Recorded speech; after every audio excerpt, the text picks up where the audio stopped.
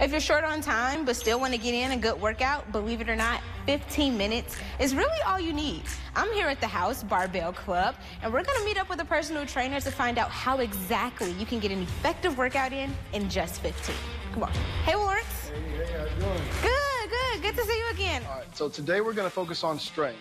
Strength is probably the most important building block when it comes down to your fitness levels, because with strength comes all of the other facets of stability, core, endurance. You also gain a little bit of long, lean muscle mass as well, which is also just great for standing up tall, increasing your bone density. A number of great things come from strength. Yeah, because they say when you get older, your muscle mass kind of decreases too. Your muscle mass decreases, your bone density decreases, which is typically the reason why people start to get injured or develop long chronic injuries as they get older, or fall for that matter as well.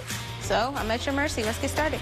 All right, let's go. We're gonna first start with our push-ups, okay? You at home can use a wall or anything that you have, a sofa, furniture, whatever you have available that can support you. So to start off with a push-up, we go down on our hands and our knees, okay? We're gonna use our knees to help us stay on balance or not have to push as much of our body weight as if we can't do it. But we're gonna go down to the bottom, and I always say go down to the bottom and lift your hands up and then point them back down and then push up. That always gives you a reset to put you in a better position. If you can't go all the way down to the ground, then just go halfway. You're still getting some chest action in there, okay? And then if the next version doesn't help you, or if you need more of a regression, hands down on the wall or on the sofa. At home. We're gonna focus on 10, but if you can do 20 in less than a minute, that's your target. So let's go for it.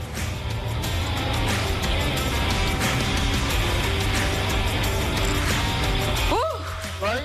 That's the first one. Just one. Okay? The second one is gonna be a squat. Now, you can do a squat with a body weight or again on your sofa. Now I know people are pretty familiar with the squat, but if you can talk us through what muscles we'll be hitting. So we're going to be focusing on the quads and a little bit of the glute action. As we get lower to the ground, you'll hit more glutes. Okay. What we want to do is we're going to point our toes slightly outward, and I always say feet outside the shoulders. So we have hip width apart, shoulder width apart, and then a little bit outside the shoulders, and then we're going to turn our toes just slightly out. From there, the same thing happens with our knees. My knees will track over my toes, so I turn my knees slightly out as well. And from there, we just go down and have a seat.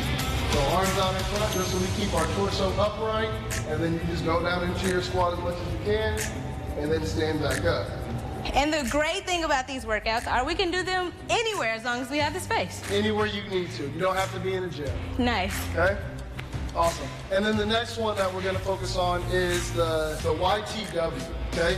YTW is just a arm exercise for your shoulders. Okay. Now, for some individuals, this is very easy for them to do, but for some of us, it's not. Does YTW stand for something?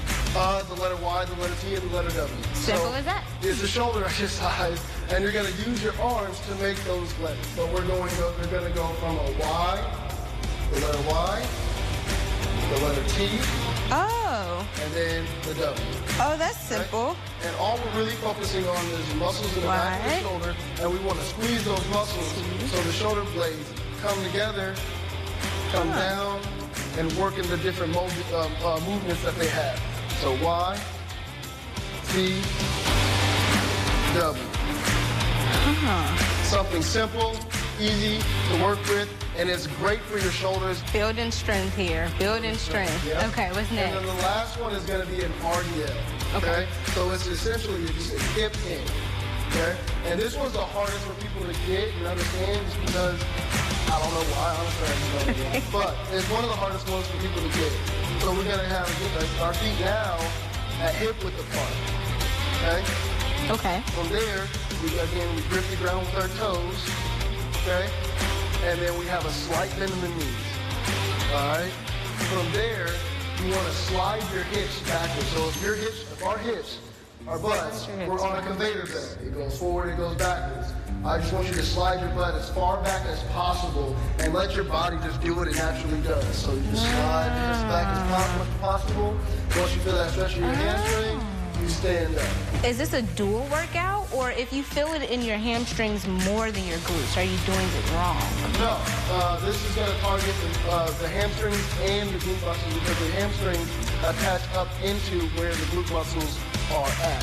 So you'll feel the hamstrings and the glute muscles working symbiotically. And then that was the full circuit. And then that was the full circuit. We want to do that 3 times 10 reps, a max of 20 reps. If you get easy for 10, just go for 20 or go add more. If you have more weight, if you start to buy weight, then go back down to 10 and just try yourself with 10 again until you get all the way to 20. Lawrence, that's great. 15 minutes or less. Central Illinois, you can definitely do this at home. Thanks, Lawrence. Yes, no problem. Thank you. Awesome.